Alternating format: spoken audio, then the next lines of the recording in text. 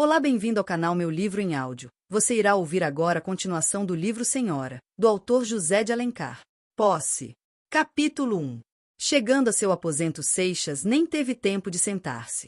Arrimou-se, como um ébrio acomoda que estava próximo ao corredor, e ali ficou no estupor da alma, violentamente subvertida pela crise tremenda. Parecia uma criatura fulminada, na qual arqueja apenas um último sopro. Sua respiração angustiada sibilava-lhe nos lábios, como as vascas do moribundo. E era este o único sinal de vida, nessa organização jovem e rica de seiva. De repente saiu daquele torpor, mas foi preciso um esforço supremo para arrancar-se a insânia que o invadia. Em seu rosto desenhou-se o pavor que dele se havia apoderado com a ideia de que a vida o abandonava, ou pelo menos de que a luz da alma ia apagar-se. Deus, não me tires a vida neste momento. Agora mais do que nunca. Preciso de minha razão. Seixas arrojou-se pelo aposento a passos precípites, esbarrando-se nos trastes, batendo de encontro às paredes, alucinado e ao mesmo tempo impelido pelo desejo de arrebatar-se à obsessão que o aniquilara. Correu pela casa um olhar ansiado, buscando algum objeto a que seu espírito se agarrasse, como náufrago que trava do menor fragmento no meio das ondas em que se debate. O rico toucador, esclarecido por duas arandelas de cristal com velas cor-de-rosa, ostentava os primores do luxo. Então, nessa alma sucumbida, luziu uma centelha. Foi o instinto da elegância, por certo, a corda mais vivaz dessa índole poética e fidalga.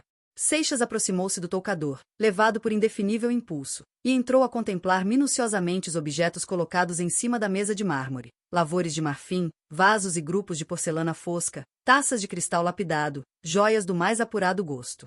A proporção que se absorvia nesse exame ia como ressurgindo a sua existência anterior, a que viverá até o momento do cataclismo que o submergira. Sentia-se renascer para esse fino e delicado materialismo, que tinha para seu espírito aristocrático tão poderosa sedução e tão meiga voluptuosidade. Todos esses mimos da arte pareciam-lhe estranhos e despertavam nele ignotas emoções. Tal era o abismo que o separava do recente passado. Era com uma sofreguidão pueril que os examinava um por um, não sabendo em qual se fixar. Fazia cintilar os brilhantes aos raios de luz, e aspirava a fragrância que se exalava dos frascos de perfumaria com um inefável prazer. Nessa fútil ocupação demorou-se tempo esquecido. Porventura sua memória, atraída pelas reminiscências que suscitavam objetos idênticos a esses, remontava o curso de sua existência, e descendo, depois o trazia àquela noite fatal em que se achava e a pungente realidade desse momento. Recuou com um gesto de repulsão. Esses primores de arte que pouco antes lhe acariciavam a imaginação, agora inspiravam-lhe nojo. Apartou-se do toucador e chegou à janela. A noite estava plácida e serena. No céu recamado de estrelas a brisa cariciavam os frocos de nuvens alvas como a penugem das garças. Uma onda trépida garrulava na bacia de mármore coberta de nenúfares, que alçavam os grandes e níveos cálices, aljofrados de orvalhos. O arvoredo que recortava-se bizarramente no horizonte luminoso como um relevo gótico, estremecia com o doce arrepio da aragem, que esparzia os aromas das rosas e das magnólias. Seixas parou um instante a contemplar a doce placidez da natureza. Essa calma suave da noite penetrou, relaxaram-se-lhe as fibras da alma. Apoiando a fronte à ombreira da janela, deixou cair as lágrimas que lhe assoberbavam o seio. Depois desse pranto que o desafogou, Seixas aproximou-se da elegante escrivaninha de Mirapininga, e a abriu. Ainda chegou a puxar a pasta de chamalote escarlate. Na aba superior, dentro de um florão branco, aparecia, bordado em debuxo de ouro, seu monograma, F. Rua são entrelaçados. Esteve a olhar maquinalmente essas letras que se lhe afiguravam um enigma.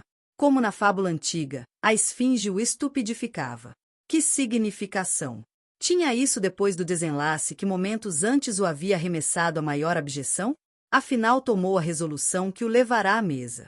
Estendeu sobre a pasta uma folha de papel e preparou-se para escrever uma carta. Mas a pena estacou ao penetrar no bocal do tinteiro.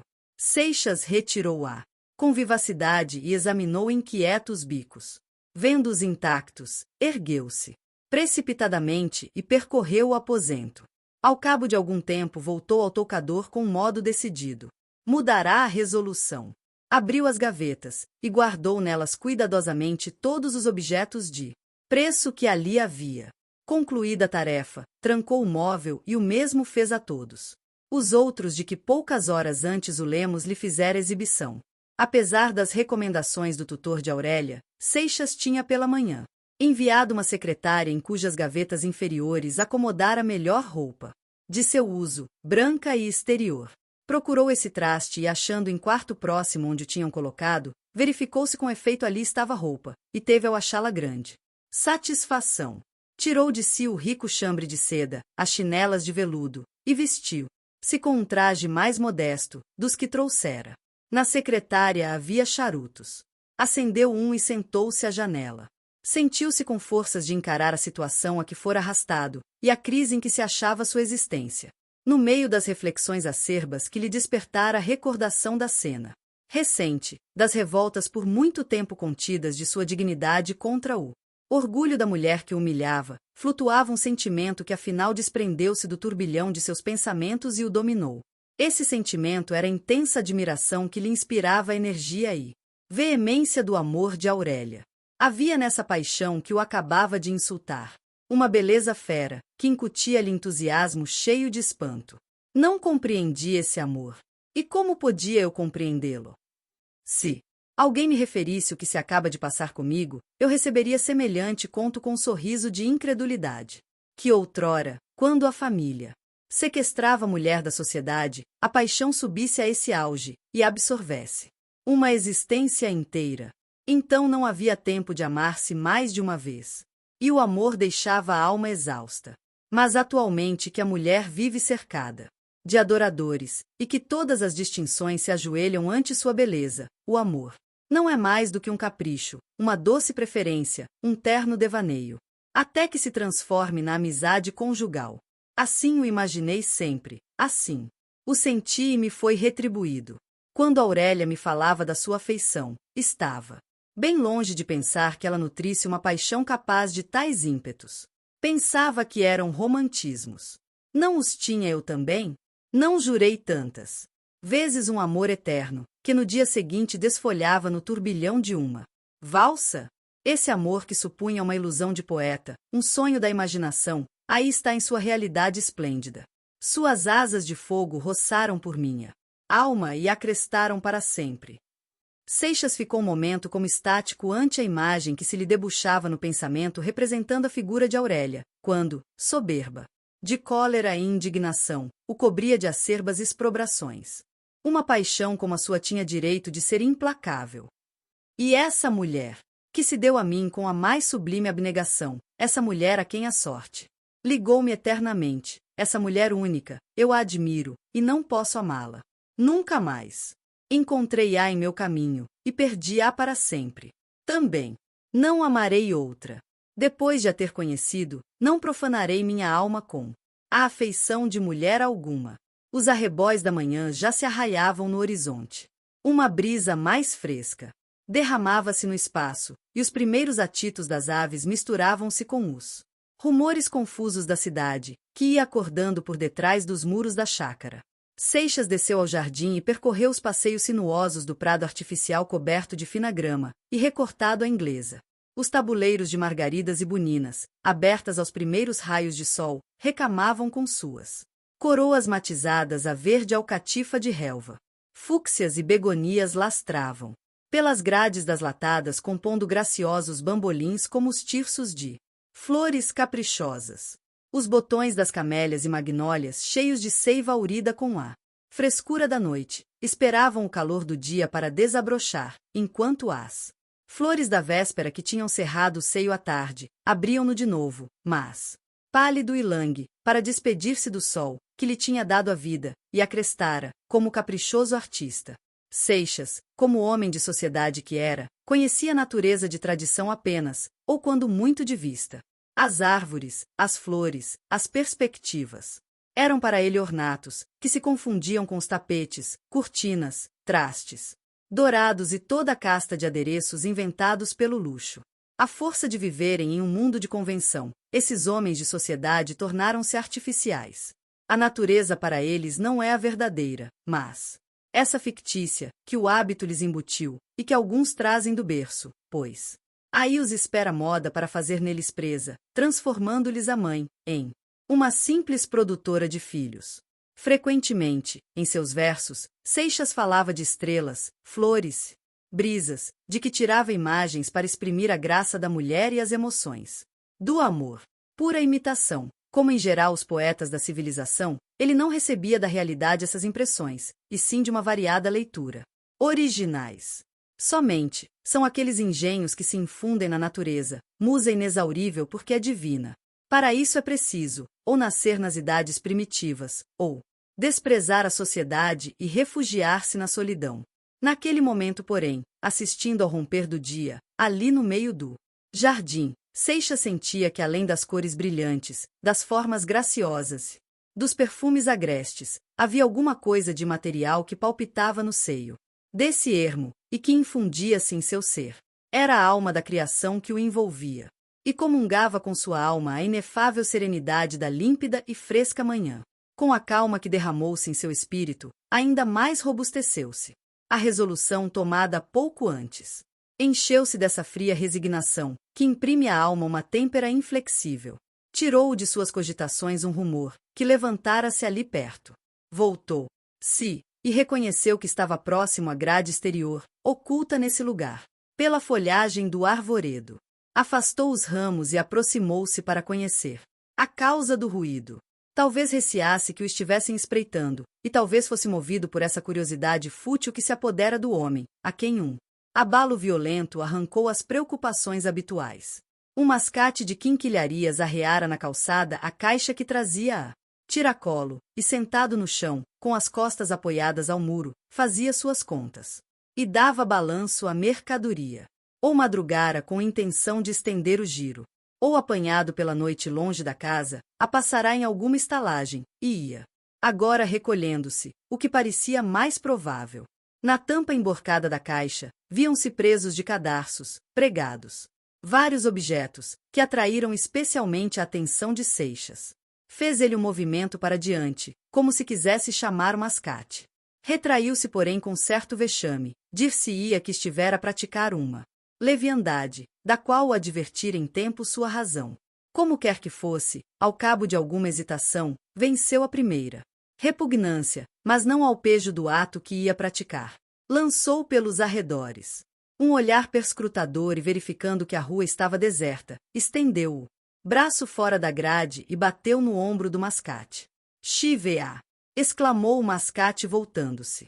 Não viu as feições de Seixas, que se afastara da grade e escondia-se por trás da folhagem, mas percebeu uma nota de 2.000 réis que flutuava-lhe acima da cabeça, e tinha para ele de certo mais encanto do que a fisionomia do freguês. Um pente e uma escova de dentes, disse Seixas em tom rápido. Depressa. Queres tu? Perguntou o mascate, tirando da tampa um pente de búfalo. Sim, qualquer. Não posso esperar. O mascate passou os objetos, arrecadou a nota e, querendo apresentar o troco, percebeu que o freguês havia desaparecido. Che Birbone!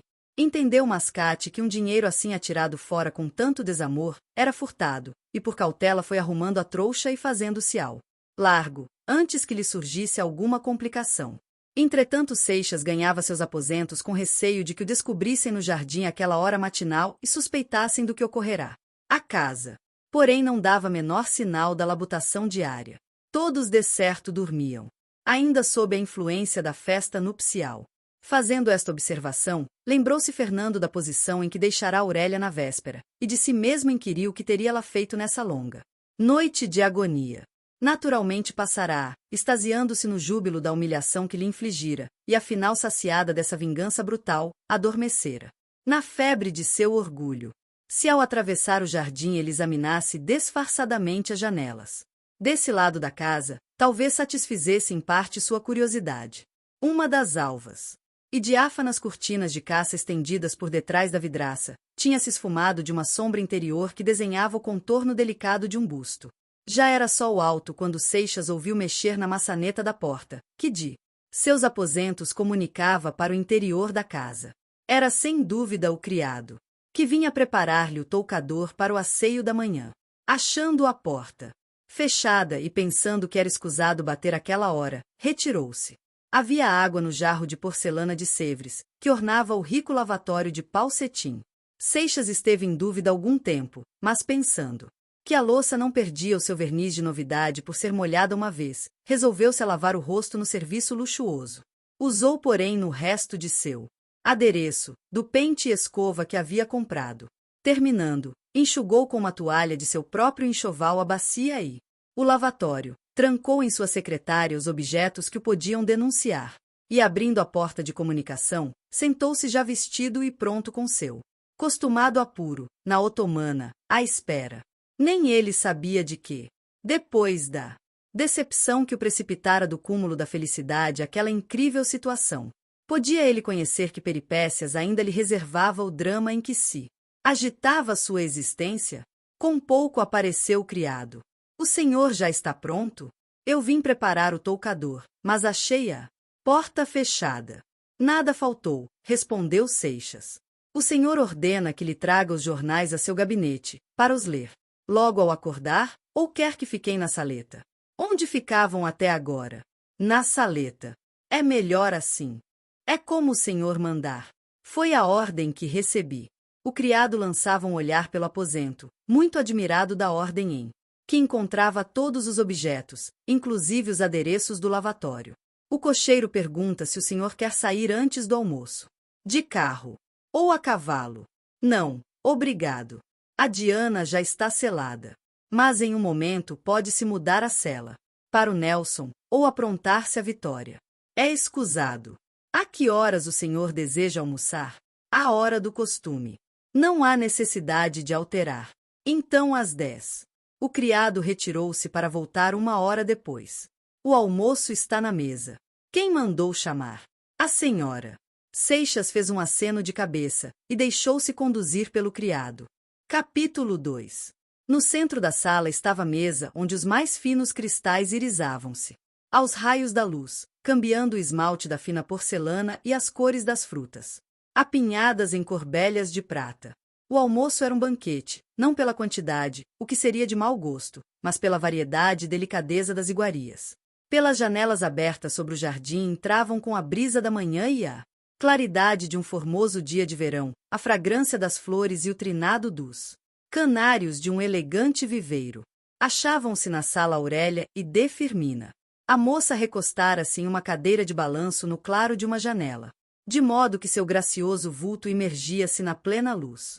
Ao vê-la radiante de beleza e risos, se acreditara que ela de propósito afrontava o esplendor do dia, para ostentar a pureza imaculada de seu rosto e sua graça inalterável. Trajava um roupão de linho de alvura deslumbrante, eram azuis as fitas do cabelo e do cinto, bem como o cetim de um sapato raso, que lhe calçava o pé como o engaste de uma pérola. Fernando parou um instante ao entrar na sala, depois do que, firmando-se na resolução tomada, dirigiu-se à sua mulher para saudá-la. Todavia não calculava ele de que modo se desempenharia desse dever. Aurélia viu o movimento. A saudação matinal do marido ia despertar suspeitas em de Firmina. Seixas adiantava-se. A moça ergueu-se estendendo-lhe a mão, e inclinando a cabeça sobre a espádua com uma ligeira inflexão, apresentou-lhe a face, para receber o casto beijo de esposa. Aquela mão, porém, estava gelada e hirta, como se fora de jaspe. A face, pouco antes risonha e faceira, contraíra-se de repente em uma expressão indefinível de indignação e desprezo. Fernando só reparou nessa mutação quando seus lábios roçavam a fria cútis, cuja pubescência eriçava-se como pelo áspero do feltro. Retraiu-se. Involuntariamente, embora naquela circunstância a carícia dessa mulher, de quem era marido, o humilhasse mais do que sua repulsa. Vamos almoçar, disse a moça dirigindo-se à mesa e acenando ao marido e a de Firmina que se aproximassem. Já não se via em seu belo semblante o menor traço do sarcasmo que o demudara. Nem se conceberia que essa esplêndida formosura pudesse transformar-se na satânica imagem que Fernando vira pouco antes. Aurélia tomou a cabeceira da mesa. Fernando ficou à sua direita, em frente a de Firmina. A princípio a moça ocupou-se unicamente em servir, depois trincando nos alvos dentes a polpa vermelha de uma lagosta, animou a conversação. com uma palavra viva e cintilante. Nunca ela tinha revelado como nessa manhã a graça de seu espírito e o brilho de sua imaginação. Também nunca o sorriso borbulhara de seus lábios. Tão florido, nem sua beleza se repassara daquelas efusões de contentamento. Seixas se distraíra a ouvi-la.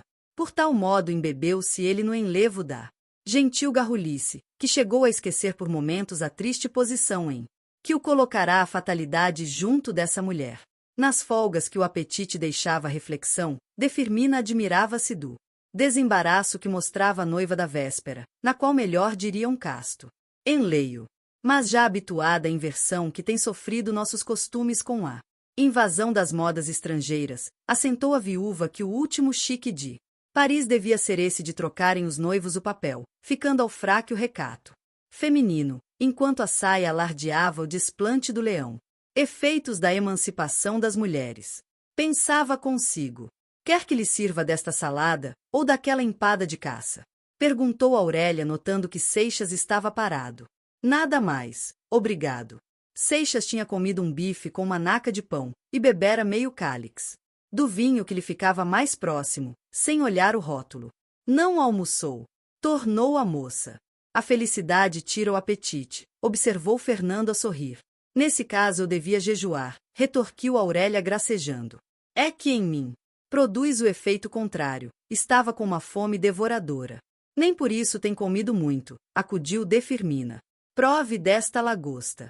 Está deliciosa, insistiu Aurélia. Ordena? Perguntou Fernando prazenteiro, mas com uma inflexão particular na voz. Aurélia trinou uma risada. Não sabia que as mulheres tinham direito de dar ordens aos maridos. Em todo caso, eu não usaria do meu poder para coisas tão insignificantes. Mostra que é generosa. As aparências enganam. O torneio deste diálogo não desdizia do tom de nascente familiaridade, próprio de dois noivos felizes, mas havia entonações e relances d'olhos, que os estranhos não percebiam, e que eles sentiam pungir como alfinetes escondidos entre os rofos de cetim. Da sala de jantar Fernando, acabado o almoço, passou à saleta de conversa, onde com pouca demora o acompanhou Aurélia. De Firmina, para não perturbar o mavioso a sós dos noivos, saiu a pretexto de encomendas. Seixas tinha aberto maquinalmente um dos jornais do dia, que estavam em uma bandeja de charão com pés de bronze dourado, junto ao sofá. Quando Aurélia entrou, ele ofereceu-lhe a folha que tinha em mão e as outras. Escolha. Agradeço, disse Aurélia sentando-se no sofá. O criado apresentava Seixas com um porta-charutos de Arariba rosa, tauxiado de prata e guarnecido de legítimos havanas, uma lâmpada também de prata, em cujo bico cintilava a flama azulada do espírito de vinho. Obrigado, tenho os meus, disse Fernando recusando com um gesto os charutos oferecidos e tirando a carteira do bolso. E estes de quem são? Perguntou vivamente Aurélia, designando-os havanas apresentados pelo criado. Seixas fez um movimento para responder, lembrando-se que não estavam sós, retraiu-se. Referia-me aos que trouxe comigo, disse frisando as últimas palavras. São melhores talvez. Ao contrário, mas estou habituado com eles. Não lhe incomoda a fumaça? Faria prova de mau gosto à senhora que atualmente mostrasse repugnâncias dessa ordem, além de que preciso de conformar-me aos hábitos de meu marido. Por este motivo, não. Como seu marido não tenho hábitos, e somente deveres. Aurélia cortou o fio a este diálogo, perguntando com indiferença. Que trazem de novo os jornais? Ainda não os li. Que mais lhe interessa? Naturalmente a parte noticiosa, o folhetim. Ao mesmo tempo abria Seixas as folhas uma após outra, e percorrendo-as com os olhos, lia em voz alta para Aurélia o que encontrava de mais interessante. A moça fingia ouvi-lo, mas seu espírito repassava interiormente os últimos acontecimentos de sua vida, e interrogava as incertezas do futuro, que ela mesma em parte se havia traçado. Todavia a presença do criado fez-lhe reparar que Seixas ainda tinha por acender o charuto. Não fuma? Perguntou ao marido.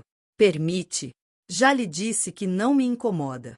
Retorquiu a moça com um assomo de impaciência. Desculpe-me, não tendo recebido um consentimento formal, receei contrariá-la. Há receios que mais parecem desejos. Observou a moça com ironia. O tempo a convencerá de minha sinceridade. O tempo. Se realizasse tudo quanto dele se espera, exclamou Aurélia com acerba irrisão. Subtraindo-se a esse ímpeto de sarcasmo, que sublevou-lhe a alma dorida, a moça refugiou-se numa banalidade. O melhor é não confiar nele e viver do presente. O verdadeiro livro é o jornal com a crônica da véspera e os anúncios do dia. Seixas continuou a percorrer os jornais, como se acedesse ao gosto de Aurélia. Nesse rápido exame ia lendo as epígrafes, a ver se alguma tinha virtude de excitar a curiosidade da moça. Como são interessantes estas folhas! Disse Aurélia que buscava um pretexto para expandir a irritação íntima. Quando me lembro de abri-las, que faço raras vezes porque não tenho braços que cheguem para essa difícil empresa, sucede-me sempre julgar que estou lendo um jornal do ano anterior. A culpa não é do jornal, mas da cidade em que se publica, e da qual deve ser, como disse há pouco, o livro diário, ou a história da véspera. Perdão, não me lembrava que também foi jornalista. Como Aurélia se calasse, as folhas não fornecessem mais assunto à conversação, Seixas aproveitou a censura frequentemente dirigida à imprensa periódica em nosso país, para fazer sobre o tema algumas variações, com que enchesse o tempo. Está entendido que tratou a questão sob um ponto de vista ameno, que pudesse conciliar a atenção de uma senhora. Aurélia escutou alguns momentos com atenção, mas observando que o marido falava com o tom monótono e a pausa calculada de quem desempenha uma tarefa, e longe de dar franca expansão ao pensamento, ao contrário solicita o espírito rebelde. A moça interrompeu essa dissertação erguendo-se do sofá. Deu algumas voltas pela saleta, percorreu com os olhos o aposento, reparando no papel, nos móveis e adereços, como se nunca os tivesse examinado, ou indagasse se nada faltava. Passou depois a observar atentamente as figurinhas de porcelana e outras quinquilharias que havia sobre os consolos, tirando-as de seu lugar e mudando-lhes a posição. Daí encaminhou-se ao piano, que é para senhoras como o charuto para os homens, um amigo de todas as horas, um companheiro dócil e um confidente sempre atento. Ao abrir o instrumento, lembrou-se que não era próprio a uma noiva da véspera entregar-se a esse passatempo quando vizinhos e criados, todos deviam supô-la aquela hora engolfada na felicidade de amar e ser amada. Ela não conhecia essa aurora mística do amor conjugal, que se lhe transformará em vigília de angústia e desespero. Mas adivinhava qual devia ser a transfusão mútua de duas almas, e compreendia que ávidas uma da outra não se podiam alhear em estranho passatempo. Abandonando o piano, disfarçou em percorrer os livros de música, arrumado sobre o móvel apropriado, uma espécie de estante baixa de prateleiras verticais. Aí esteve a folhear apenas, solfejando a meia voz os trechos favoritos, e quiçá buscando um que respondesse aos reconditos pensamentos, ou antes que traduzisse o indefinível sentimento de sua alma naquele instante. Parece que achou afinal essa nota simpática, pois sua voz desprendia-se num alegro de bravura, quando lembrou-se que não estava só. Moveu um olhar para o sofá, onde havia deixado o marido, que porventura estaria observando, surpreso de sua mímica. Seixas, ao apartar-se a moça, tomara de cima da mesa um álbum de fotografias, e entretinha-se em ver as figuras. Está vendo celebridades? Perguntou a moça, que viera de novo sentar-se ao sofá. Fernando compreendeu que a pergunta não era senão malha para travar a conversa, e dispôs-se a satisfazer o desejo da mulher. É verdade, celebridades europeias, pois ainda não as temos brasileiras, isto é, em fotografia, que no mais sobram. Admira que nesta terra tão propensa à especulação e ao charlatanismo, ainda ninguém se lembrasse de arranjar uns álbuns de celebridades nacionais. Pois havia de ganhar muito dinheiro, não só na venda de álbuns, mas sobretudo na admissão dos pretendentes à lista das celebridades. Diga antes ao rol. É com efeito mais expressivo.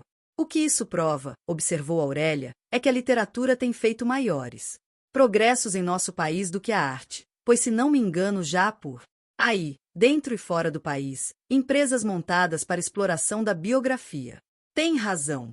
Escapou de casar-se com uma contemporânea ilustre, acrescentou Aurélia grifando as últimas palavras com o mais fino sorriso. Não sabia. Lamento profundamente não ter de acumular tantas outras honras que recebi. pois estive ameaçada de andar por aí em não sei que revista ou gazeta. Na qualidade de brasileira notável. Creio eu que o meu título à celebridade era a herança de meu avô.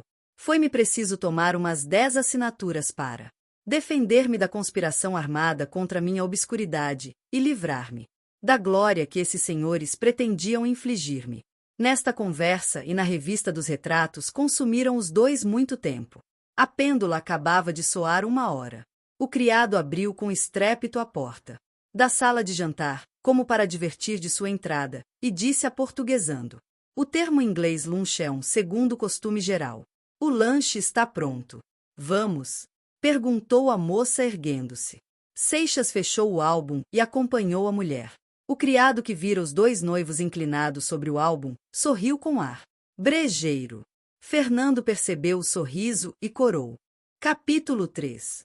Frutas da estação, abacaxis, figos e laranjas seletas, rivalizando com as maçãs, peras e uvas de importação, ornavam principalmente a refeição meridiana que os costumes estrangeiros substituíram à nossa brasileira merenda da tarde, usada pelos bons avós.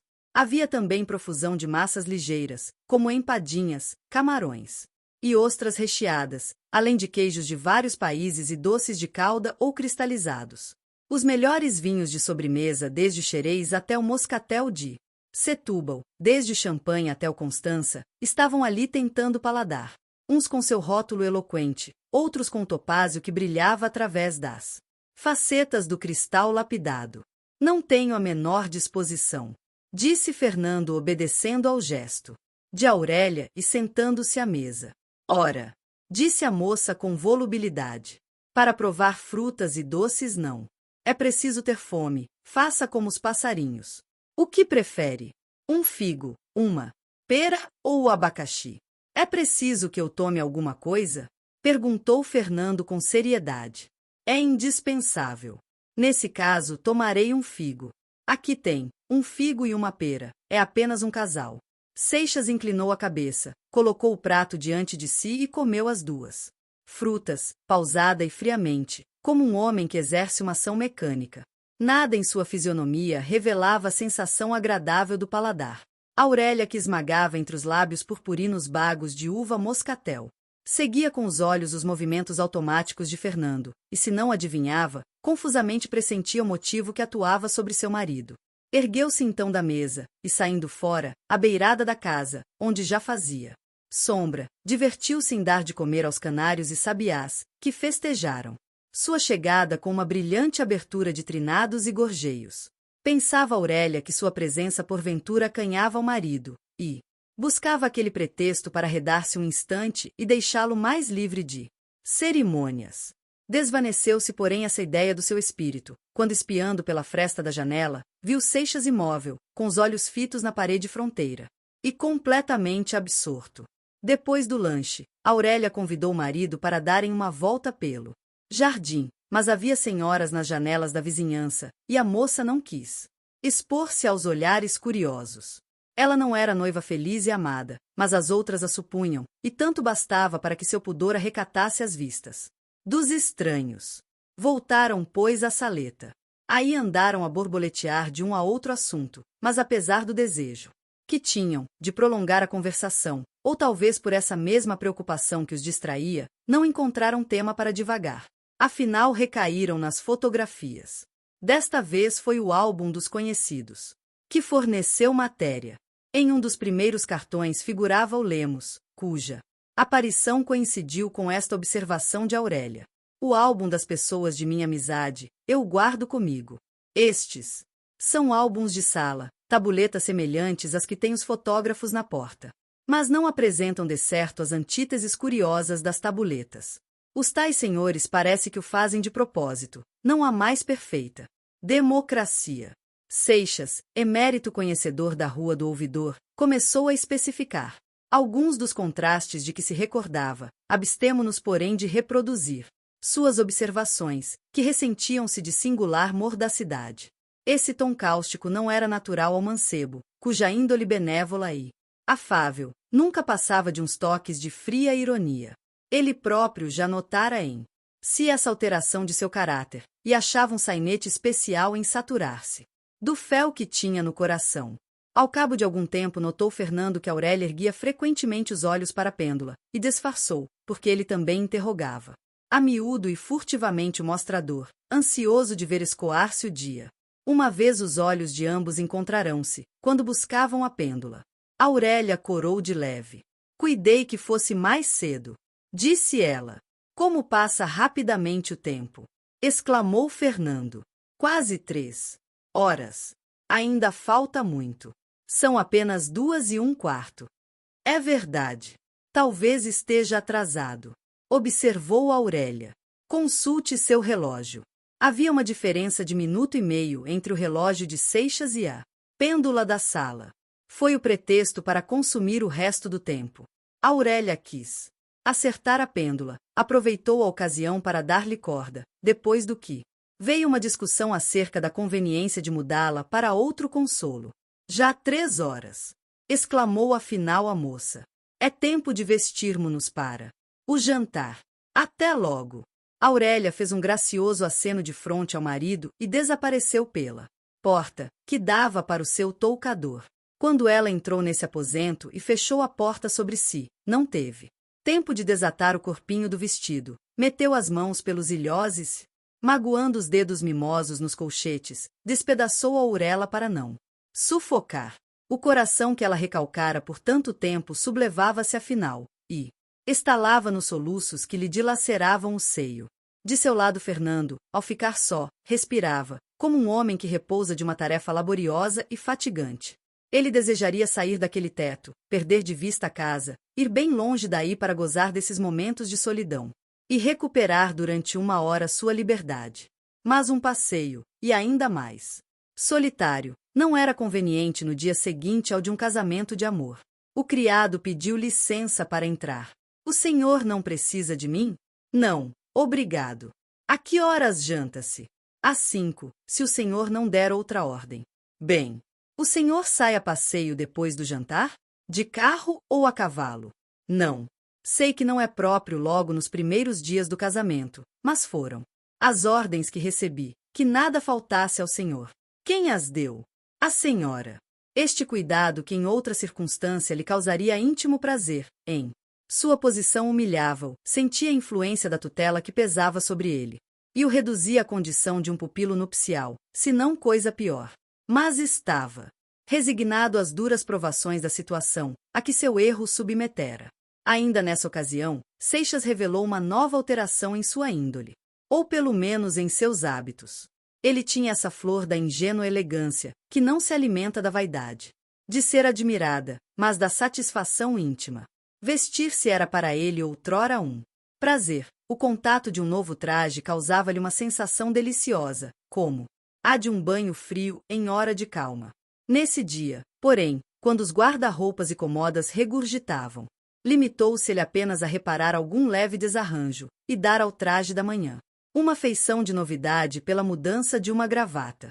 Quando entrou na saleta de conversa, já ali estava Defirmina, e Aurélia não se demorou. A moça trajava de verde. Ela tinha dessas audácias só permitidas às mulheres realmente belas, de afrontar a monotonia de uma cor. Seu lindo rosto, o colo harmonioso e os braços torneados, desabrochavam dessa folhagem de seda, como lírios de água levemente rosados pelos rubores da manhã. Quando a porta abriu-se para dar-lhe passagem, Seixas cuidou que assistia à metamorfose da ninfa transformada em loto. Mas logo depois, admirando a graça que se desprendia dessa peregrina gentileza como a irradiação de um astro, pareceu-lhe antes que a flor tomava as formas da mulher e animava-se ao sopro divino. Defirmina trouxera da rua muitas novidades. Recomendações de umas amigas de Aurélia, 1000 inquirições de outras acerca do casamento, elogios dos noivos, e toda outra bagagem de agradáveis banalidades, que na máxima parte compõem a vida nas grandes cidades. Com esta provisão encarregou-se ela de preencher a meia hora que faltava para o jantar. É voz geral, que não se podia escolher um par mais perfeito, disse a viúva a modo de resumo. Já vê que nos casamos por unânime aclamação dos povos, observou Aurélia sorrindo-se para o marido. Nada nos falta para sermos felizes. Mais do que eu sou, não é possível, tornou Seixas. Esta primazia me pertence, e não lhe a cederei. Defirmina aplaudiu essa contestação que revelava os extremos de amor dos noivos um pelo outro. O jantar correu como o almoço. Aurélia, isenta do enleio, ou antes. Opressão, que a tolhia quando se achava só com o marido, recobrava na presença de Defirmina e dos criados a sua feiticeira volubilidade, na qual um observador calmo notaria certa irritabilidade nervosa, habilmente encoberta com a galantaria do gesto e a graça do sorriso. Seixas não se demoveu da sobriedade que havia guardado pela manhã, senão para ceder aos desejos da mulher, a qual por mais de uma vez exerceu essa tirania feminina, que à semelhança de certas realezas, comprai-se com as minúcias. Ao levantarem-se da mesa, Fernando dirigiu-se à porta do jardim e esperava divagando os olhos pelo arvoredo, que dessem destino ao resto da tarde. Aurélia aproximou-se enquanto Defirmina estava ocupada em arranjar a cauda de seu vestido nesgado, moda que ainda se não pudera habituar. Que bela tarde! Exclamou a moça ao lado do marido. Logo sombreando a voz disse-lhe quase ao ouvido, com tom rápido e incisivo: ofereça-me o braço.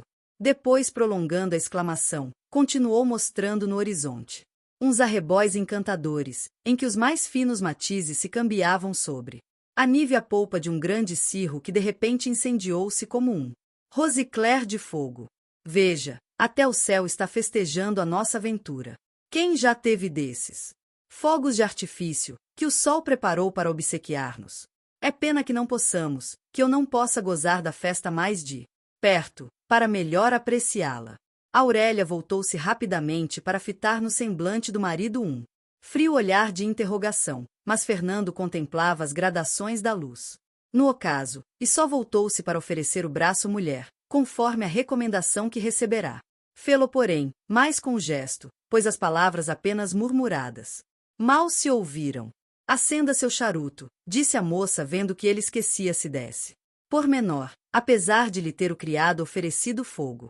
Aurélia conduziu o marido um caramanchão que havia no meio da chácara, e cuja espessa ramados escondia as vistas de Defirmina e do jardineiro, e hortelão que andavam na lide costumada.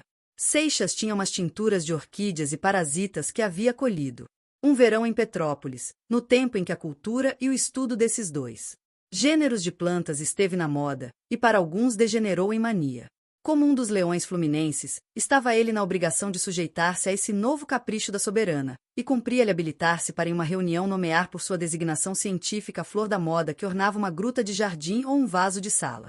Justamente embaixo do caramanchão havia uma bela coleção de orquídeas, que o jardineiro ali guardara do sol.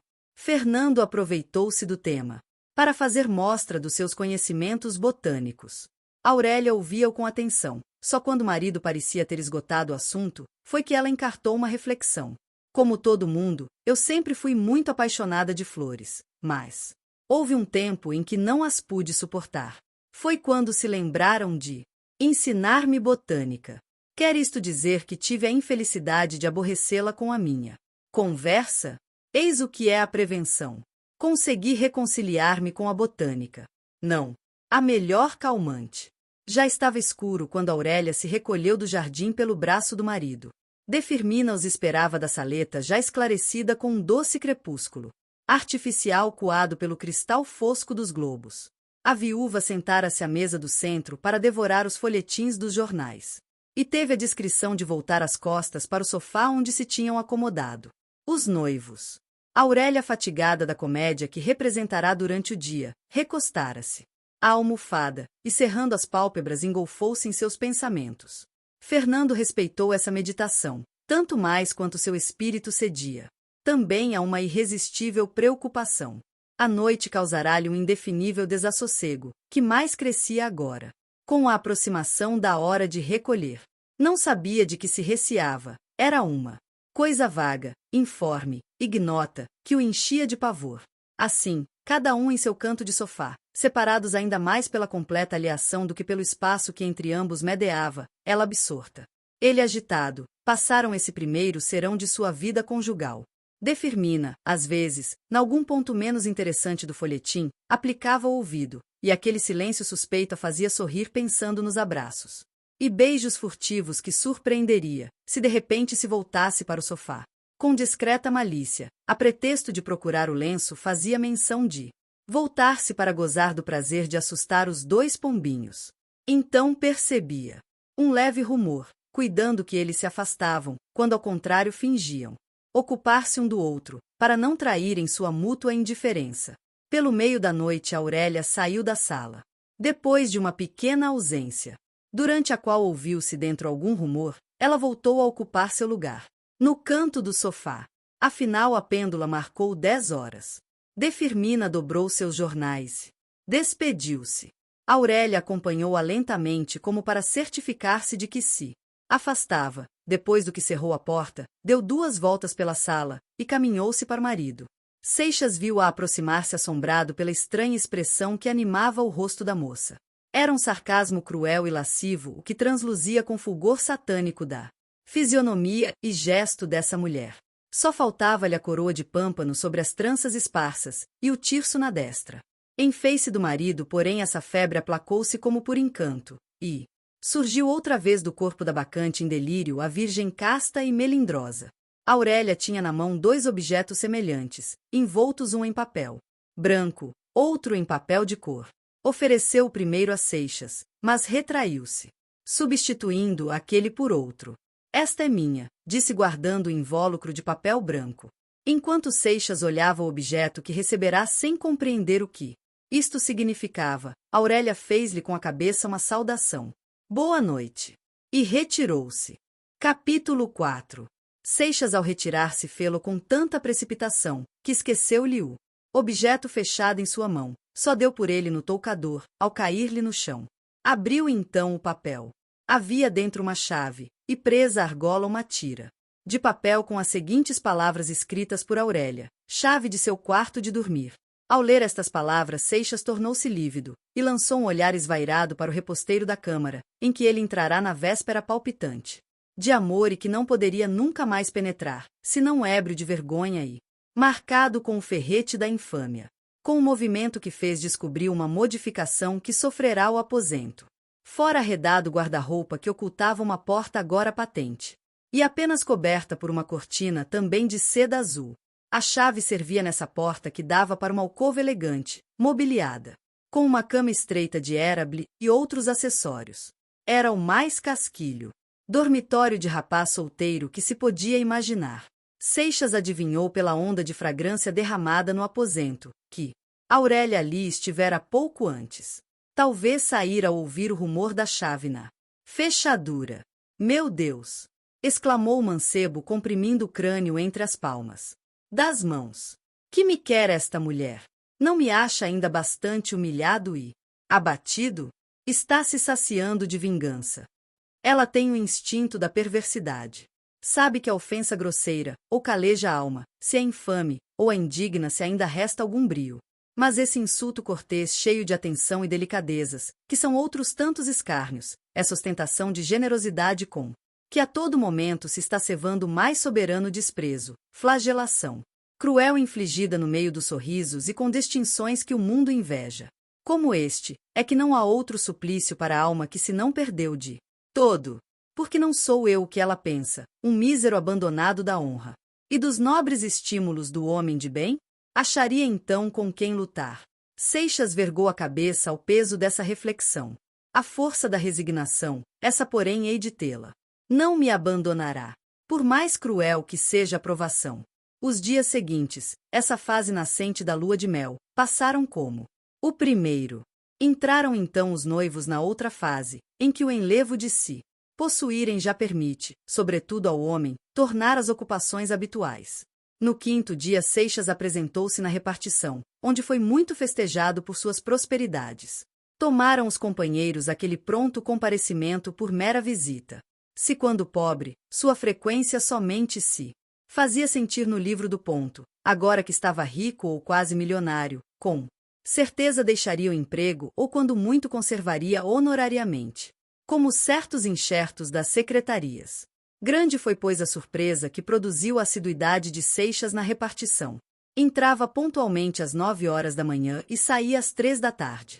Todo esse tempo dedicava-o ao trabalho, apesar das contínuas tentações dos companheiros, não consumia como costumava outrora a maior parte dele na palestra e no fumatório.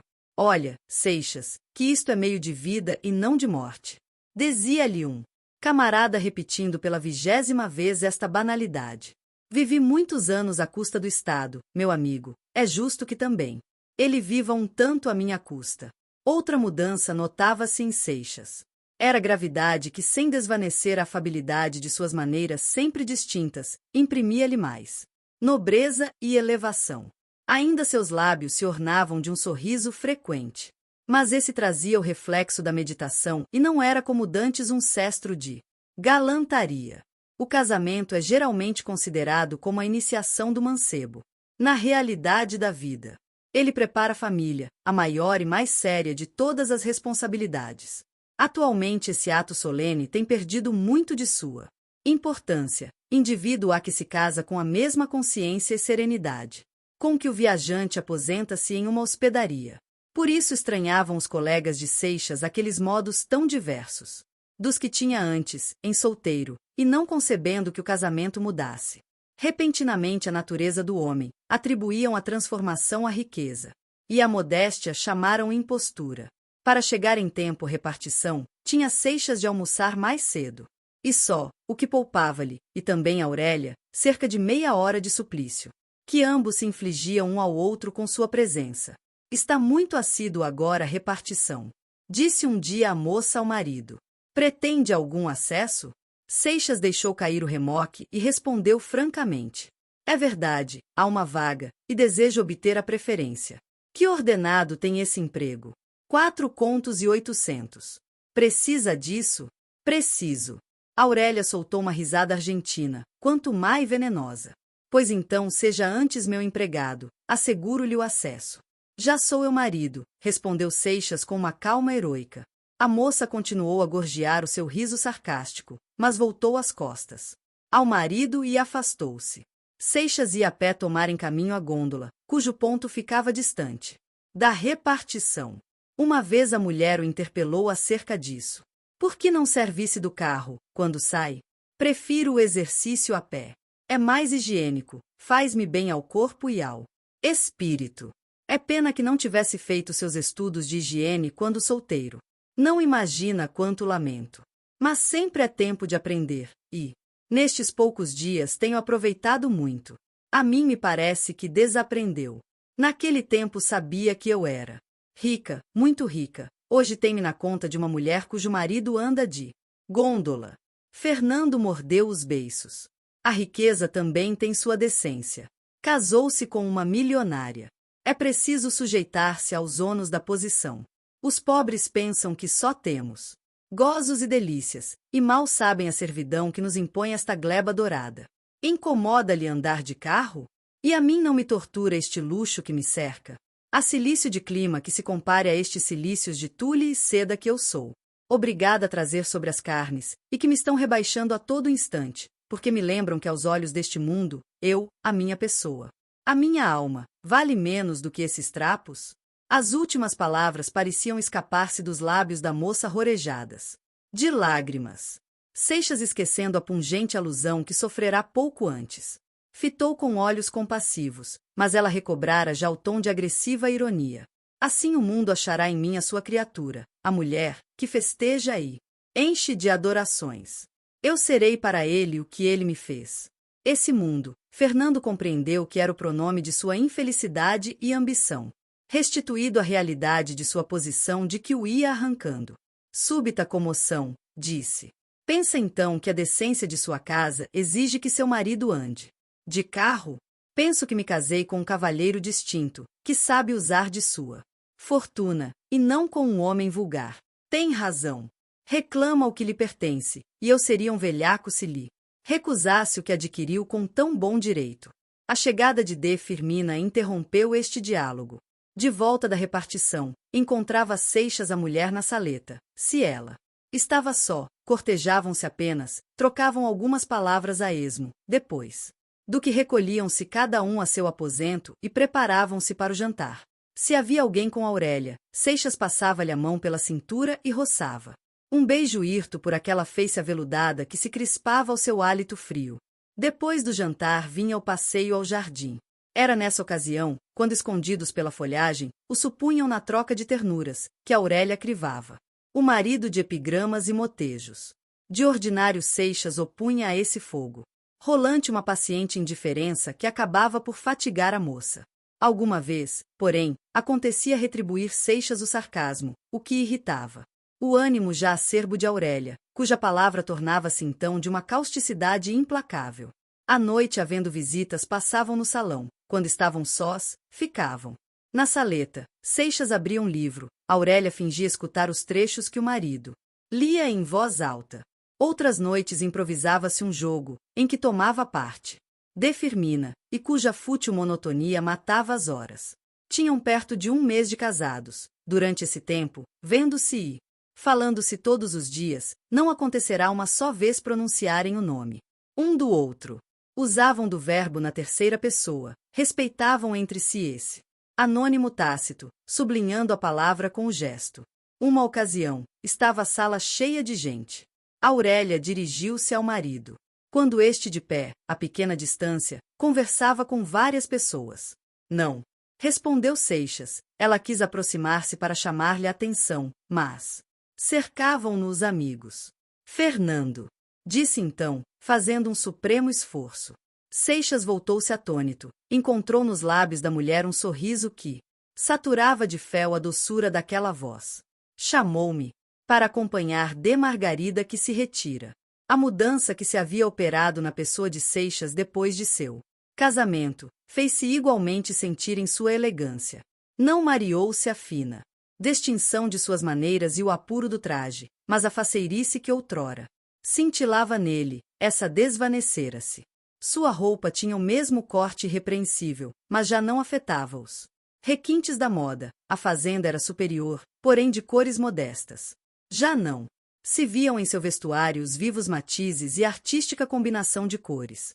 Aurélia notou não só essa alteração que dava um tom varonil à elegância de Seixas, como outra particularidade, que ainda mais excitou-lhe a observação dos objetos que faziam parte do enxoval por ela oferecido. Não se lembrava de ter visto um só usado pelo marido.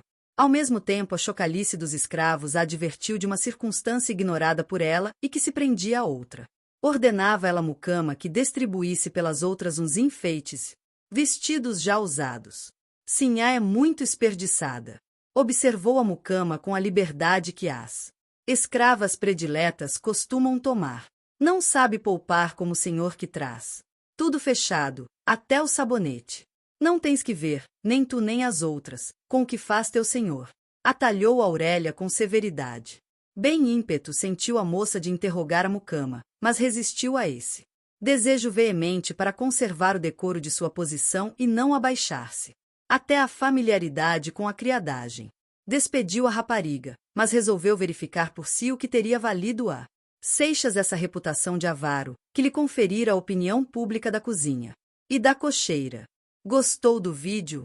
Se sim, deixe seu gostei, se inscreve no canal. E até o próximo vídeo.